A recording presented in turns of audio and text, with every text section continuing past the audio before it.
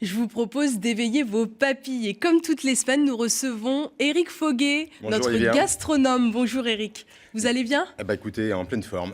Et vous allez nous proposer votre panier du marché? Voilà, j'ai fait des petites courses hier, marché de quartier, j'ai gambadé et puis je me suis dit, et à l'image du reportage, on va gambader, on va naviguer un petit peu et au long cours, on va parler du cochon aujourd'hui parce que le cochon, dans notre belle région des Pays de la Loire, il est très présent.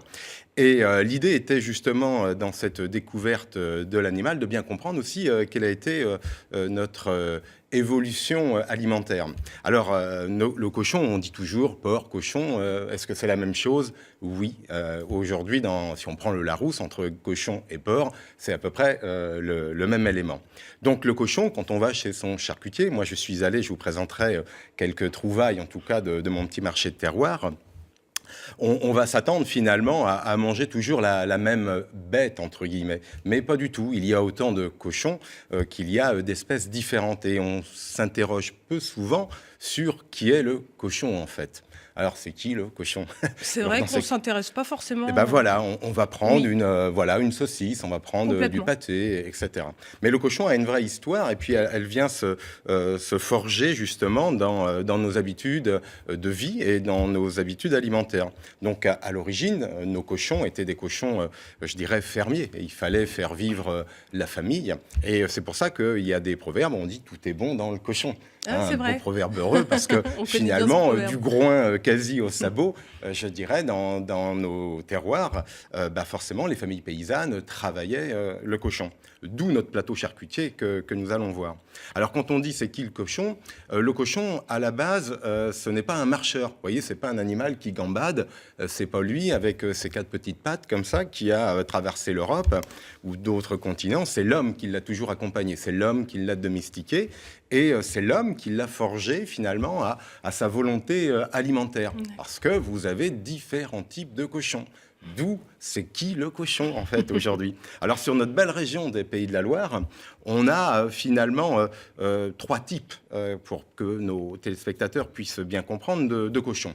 On a dans la tradition, et en France, c'est protégé avec des conservatoires du patrimoine, donc c'est des organismes importants qui valident finalement des filières qui vont mettre, je dirais, à profit des espèces, mais des espèces un peu ancestrales. Et nous avons, sur notre belle région des Pays de la Loire, le cochon qui s'appelle le porc blanc de l'Ouest.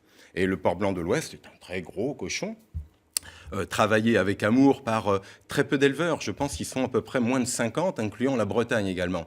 Donc on se voit ici dans une contrainte de production, parce qu'on ne peut pas tous manger du porc blanc de l'Ouest, il n'y en aurait pas assez. Donc il y a d'autres cochons qui sont des cochons porc français. Quand nos consommateurs vont acheter du porc, des fois à la boucherie ou en grande distribution, on peut voir effectivement un logo, un bleu, blanc, rouge marqué porc français.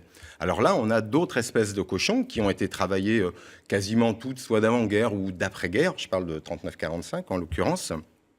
Et là, des cochons comme le piétrin, le landrace, le duroc sont des cochons qui ont été totalement élaborés, en tout cas pour une production.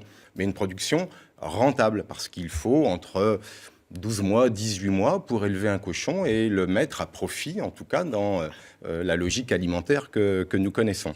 Donc c'est important, quand je dis c'est qui le cochon, c'est finalement de réfléchir à ce que l'on souhaite manger. Donc il y a une origine de la viande et une fois qu'on a compris le produit, on va se forger dans un savoir-faire. Et sur notre belle région, vous parliez dans votre reportage de la Loire, donc avec un steamer, des gabarres, on peut remonter la Loire, on peut aller au grand large également. Mais notre terre à nous, des Pays de la Loire, n'a pas été une terre de salaison. Car pour conserver des viandes, soit on les cuit, ou soit on va les saler. Historiquement, c'est comme ça que ça marchait. Il n'y avait pas les frigidaires dans le temps. Donc automatiquement, lorsqu'on dit un charcutier, vous voyez, c'est des chairs cuites. Le métier, comme aurait dit Rabelais, c'est de cuire des chairs, d'où un charcutier aujourd'hui. Et dans notre belle région, lorsque nous la traversons, on connaît bien sûr, je vais en présenter les rillettes du Mans. Alors je la prends avec les doigts. Les rillettes du Mans, mais quand même, c'est une référence. Les rillettes du Mans, ce sont des morceaux de cochon qui sont cuits à l'étuvée. Et puis, forcément, on va avoir un résultat au refroidissement, et ce sont ces belles laurillettes. Lorsqu'on va revenir sur la région angevine, vous allez découvrir, et je les prends également avec beaucoup d'appétit, ce qu'on appelle les rillons, les riots également. Alors, ah oui, la différence entre rio et rillon, c'est quoi? Alors, d'après moi, cette différence qui est technique est le fait d'assaisonner les graisses dans lesquelles, finalement, les morceaux de poitrine sont cuits. Hein, voilà. Ah, donc, si vous assaisonnez votre graisse, elle ne peut pas être réutilisée. Si vous ne l'assaisonnez pas, elles peuvent être réutilisées. Les rillons rio, c'est une tradition, finalement, de cuisson sur notre territoire. Nous revenons finalement sur notre région pays nantais avec une fameuse saucisse au muscadet, puisqu'elle a été nourrie non seulement de cochons, mais également de vin. C'est une tradition, puisqu'elle peut être également aux herbes. Il y a un clin d'œil, parce que je voulais le faire aussi ce matin, à Vertou, parce que avant Vertou s'appelait Vertou-les-Boudins. Alors, mythe, légende, on ne sait pas, mais le boudin de Vertou remonterait à Napoléon, en l'occurrence, qui, lors d'une pérégrination, aurait été séduit par l'amour d'un charcutier qui aurait cuit le sang, l'aurait mis en boudin, bien évidemment, et Vertou aurait pris le nom de Vertou-les-Boudins. Clin d'œil, et je vous en ai pas amené ce matin, mais j'ai un produit similaire, mais que ce soit l'andouille, et on termine avec nos marais salants, avec une belle idée qui est la langouille, qui est une contraction entre la langue et l'andouille. Et effectivement, sur nos marais salants, un beau produit de nos terroirs, c'est la langouille. Donc vous voyez, dans le cochon, beaucoup de choses se font. Et pour terminer, c'est quoi? Alors, je vous ai apporté deux choses assez insolites. Ici, je la produis devant la caméra. C'est une oreille de cochon, bien évidemment, comme un pied de cochon. Nos anciens vous diraient que c'est ceci l'excellence, parce que on l'évoquait tout à l'heure, dans le cochon, tout est bon.